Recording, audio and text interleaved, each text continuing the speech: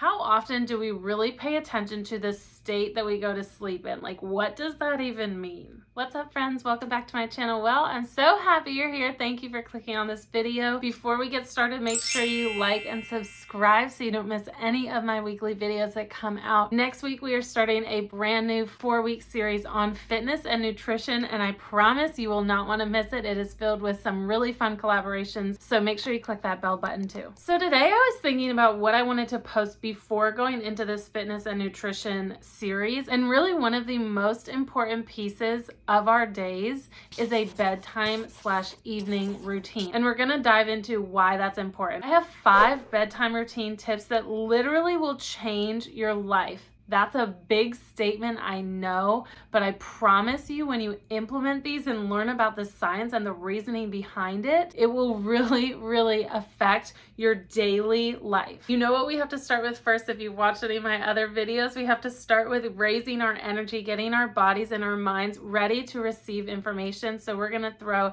a 10-second dance party. Get up, move around your space wherever you are. If you're driving, you can dance in the car. If you're working out, take a little 10-second dance break and let's go.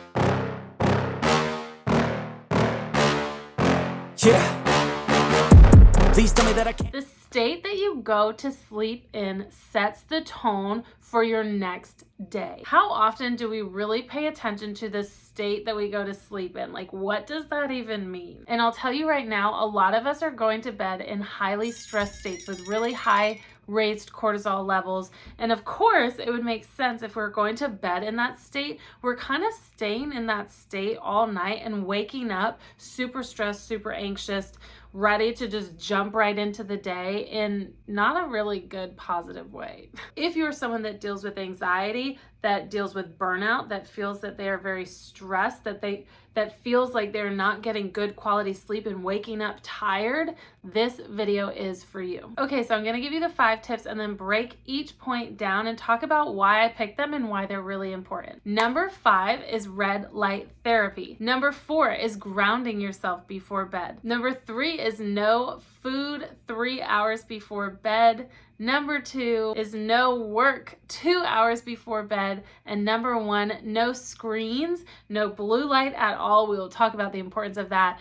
No screens 1 hour before bed. Okay, so number 5 is a super fun one. I think that it is way under talked about, way undervalued, and that is using red lights before bed. Now, red light therapy has a lot of science behind it. I will link a couple articles down below. There's a lot of benefits to skin health, overall metabolism health. I'm just talking about using red light. Now, we need to break it down, right? Because there's 3 kinds of light. There's red light, green light, and blue light. Blue light and green light are the lights that we hear most often about, specifically blue light. That's why you have the blue light blocking glasses. Blue light comes from any kind of screen, like a computer, like a TV, like a phone. Red light is really low spectrum. Red light comes from a salt lamp.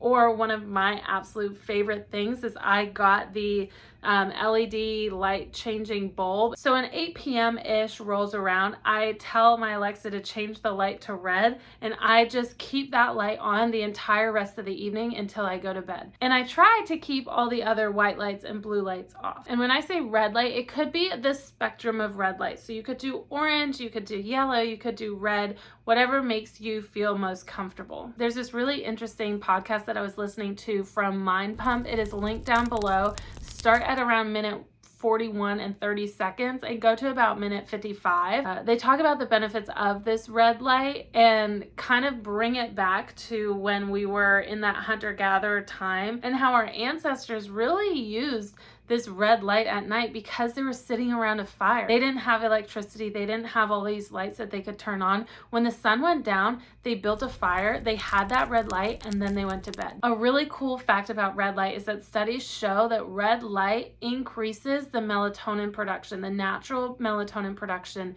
in our bodies. All of these tips are really helping us tell our bodies that that it's time to go to bed. It's creating rituals that show our bodies, okay, it's time to turn in. So that is step number 5. Play around with red light. Get yourself a salt lamp, use that at night. Get one of those LED lights and put it in your lamp at home, and just pay attention to how you feel. Use it a couple hours before bed and see if you feel a little bit more settled, a little bit more ready to get into bed when bedtime comes. Number 4, I've talked about this term before. It's called grounding. If you've never heard about it, I will link a video for you right here. The idea behind grounding is really coming back into our bodies, settling into ourselves before bed. Oftentimes, again, when we're going through the day, it's really easy for us to get frazzled, stressed out, burnt out, tired from whatever is going on in our day. And most often we just fall into bed and pass out without any practice or ritual of kind of bringing ourselves back to ourselves. So the science behind grounding is that we always have 2 polarities going on in our body. Our head is the north polarity, our feet is the south polarity. Our polarity can get flipped from things like stress, burnout, anxiety, just really going through everyday life. But the cool thing is we hold the power to bring our polarity back into balance, and we can do that through grounding. One of the easiest ways is to go outside on the grass and get on the earth. Connect to Mother Nature, which holds all of that yin feminine energy. If you're like me and you live in a city or you don't prefer to go walk outside barefoot late at night, here's another tip. You can use a metal spoon and rub it along your body. Make sure that it is an actual metal spoon. Sometimes we have silverware that's like fake metal. So a really great way to test it is just get a magnet and make sure that that spoon sticks to the magnet. I keep this spoon literally right next to my bed, and I will use it while I'm climbing into bed. Honestly, there's really no wrong way to do it. You can just rub it on your body. You can do figure 8s if you want. I specifically make sure that I hit my feet and I hit the top of my head. I just kind of rub it around in a figure 8 like this. It looks funny when you do it on camera, but you don't have to do it on camera. But the metal in the spoon is helping ground ourselves. It's helping us bring our bodies back into balance. Again, this is an invitation just to try it out. You can think it's weird. You can think that it's kind of woo-woo. That's okay. You can also do your own research. There's some links that I found down below. Some really great ways that we can tell that our energies are shifting is yawning, is taking a deeper breath, feeling like we can finally take a good deep breath. It's feeling more calm, more present. And again, it will help induce that melatonin production, which will help us feel more settled and ready for bed. Number 3, we're sticking with the science here, and that is no food 3 hours before bed. The number 3 is chosen for a reason. It's because our bodies take about 3 hours to digest any food that we put in it. I have a really interesting interview that Orlando Bloom hosted Steve Gundry. He's a doctor, and I'll link that down below. Dr. Gundry really goes into the science behind that. In short, our bodies take 3 hours to digest food. And when we eat right before bed, our bodies are spending more energy on digesting that food than the energy that they can spend in muscle recovery, in repairing things that need to be repaired, and really getting us down into that deep REM sleep. But since we're not moving, since we're very sedentary, that process takes longer than 3 hours. And then we're really only getting like 2 hours of good deep sleep, which our REM cycles are every 3 hours. So we might not be even getting one full REM cycle. So again, play with this. If you are someone that typically likes to snack at night, maybe try not eating 1 hour before bed and then 1.5 hours before bed. You don't have to quit cold turkey because 3 hours is kind of a long time. I used to be someone that snacked right before bed or right up into like I'm brushing my teeth, and I had to slowly progress to that 3 hour mark. You don't have to make yourself crazy, okay? Number 2 is no work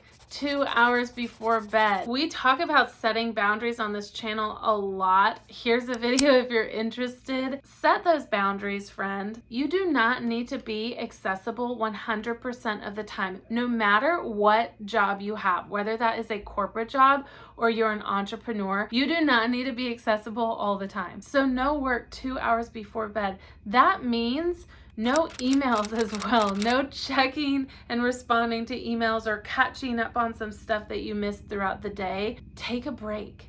Your work will be there tomorrow. Your well-being and your sleep is more important. The great thing here is that as we prioritize our sleep and as we prioritize ourselves and set boundaries, we actually are more productive throughout the day. So if you're feeling a little bit afraid or a little bit stressed out, a little bit anxious with the thought of setting that boundary, come from the perspective, the knowledge, and the belief, the truth that you will be more productive as you take care of yourself. And that's just not my opinion. There are studies that prove this, okay? And number one is no screens 1 hour before bed. So this kind of loops back to tip number 5 with the red light. No screens before bed is taking away that blue light. Blue light is higher frequency, and blue light signals to our bodies that it's not time to rest, that it's time to get up and go and be doing something. So as we are staring at the TV or staring at the computer screen, one thing on a cellular level is that we're telling our bodies that it's not time to go to sleep yet. Another thing could be, depending on what we're watching or what we're doing, we're signaling to our body that it's not time to go to sleep yet. If we're watching this action or drama or thriller and we're building up those cortisol levels, again, we're not ready to go to sleep yet. So 1 hour might sound like a lot to you, but my invitation to you is make this a little bit of a ritual. Make this a little bit of a self-care time. Some things that I really like to do 1 hour before bed is that is when I take my shower. That's when I wash up, I brush my teeth, I do my skincare routine. I like having a nice warm cup of tea, which also aids in digestion, connecting, and helping with tip number 3. This is the time where I spoon my feet or spoon my body. I put some magnesium lotion on my feet. You could do essential oils. You could play around with diffusing essential oils or putting essential oils on your body. Lavender is a really great relaxing one. If you're someone that is really on this self-care journey, really looking for ways to reduce anxiety, reduce burnout, I highly recommend meditating or journaling. You can do a brain dump journal where you just get out all of your thoughts and feelings. Get them out so then when you climb into bed, your mind is a little bit more empty, it's a little bit more at ease, and again, ready for that nice, relaxing, deep sleep. A simple thing to do to slow the brain down is read a really good book, something that's relaxing that just kind of takes you out of life. So I hope that you haven't heard of some of these tips before so you can implement them into your nighttime routine and see what a difference it makes. Again, play around with that red light therapy. Get yourself a spoon, practice some grounding, see how your body responds to that. 3 hours before bed, we are done eating. That doesn't mean that you can't have water, you can't have tea. You can definitely have those things. 2 hours before bed, make sure you are done with work. Set that boundary. Work will be there tomorrow. And 1 hour before bed, no more blue light. That means no TV, no iPad, no computer, no phone.